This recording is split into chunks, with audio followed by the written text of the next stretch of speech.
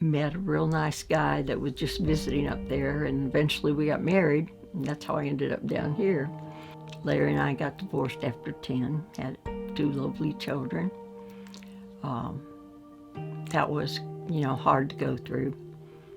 Matter of fact, I started drinking at home, and once I started, it was kind of hard to stop, and that went on quite a while. It was very sad. I just realized that, well, the kids went to their dads every other weekend, so I was alone and had too much, and started crying and said, I just can't keep living this way. And it was obvious the solution was to pray about it and ask God's help and forgiveness. But I finally laid on the floor, laid out, and asked God to help me. And after a while was able to quit. So that's long gone. But that was part of my life. But God helped me through it.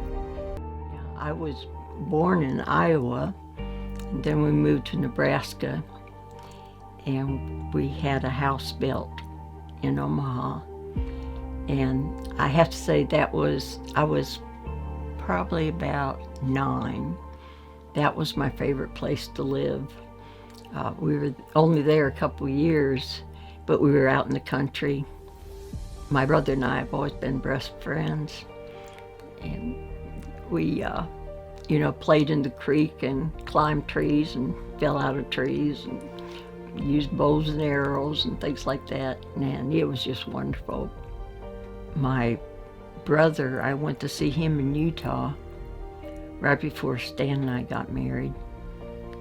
And I didn't know at the time that was going to be the last time I saw him, because a few months later he killed himself. So I still missed him. It was just me and my brother. And, when I hear the word suicide, it's just not something you get over, because it didn't just affect his family, my mom and my kids. I wasn't planning to get married again, and I just happened to meet him at Covenant in a singles class, and we became really good friends, and then decided we needed to be together. He's 10 years older. He had MS, and so we learned to deal with MS. He handles it pretty well. He was, well, that's him right there. He, just the sweetest man you'd ever want to meet. The kids were little, and he was just a wonderful father to them. They just adored him, and he adored them. As far as he was concerned, they're his kids. But then he was same age as my dad. He was 56 when he died. So then had to rearrange life again after that. And still miss him. Think about him a lot. He was just a real neat guy. Luckily, I had my mom. She was a big help. She lived in Dothan too.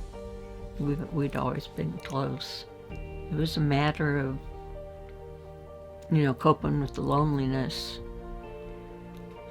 One reason I had started at New Freedom, I'd gone to Covenant about 25 years. Sounds strange, I know, but we always held hands, and I just missed holding hands with them.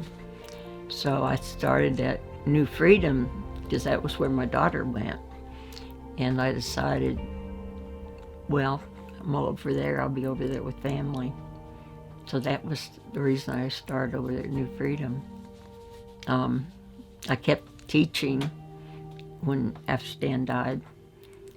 So I loved teaching special ed. It was wonderful. It really was. Just great kids. So I was still teaching, I guess, for a good 10 years after he passed away. Then my dad died of cancer. My daughter Jennifer was just a year old. It's the first grandchild.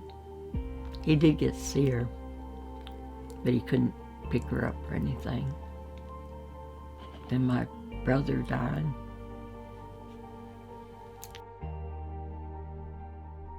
Then Stan, and then my mom. And after that, I feel it's silly, I have my own family, but I felt like an orphan for a while. I really did, because my original family. Luckily, they were in heaven. I know that made the difference. But there were some hard times to go through. My cancer and the strange thing,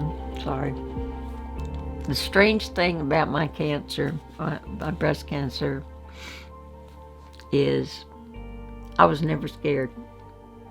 I never was. When I went in for the surgery, I knew God was with me. I knew He would be. I wasn't upset the slightest. Had the surgery and took a while to get over it. But it was funny, really kind of strange to me. But I knew, being a Christian, and God was there, and I didn't have to worry about it because I knew He'd take care of it. And He did, yeah. It sounds funny at 70, but I've become more independent. I'm very comfortable with myself. I was baptized as a baby and got rebaptized not that long ago at Victory. And that had a huge effect on my life. And I'm just so happy about it. Excited when I woke up. And the closer it got, the more nervous I got getting immersed, coming back up. I think you'd see from my face that I was really, really happy.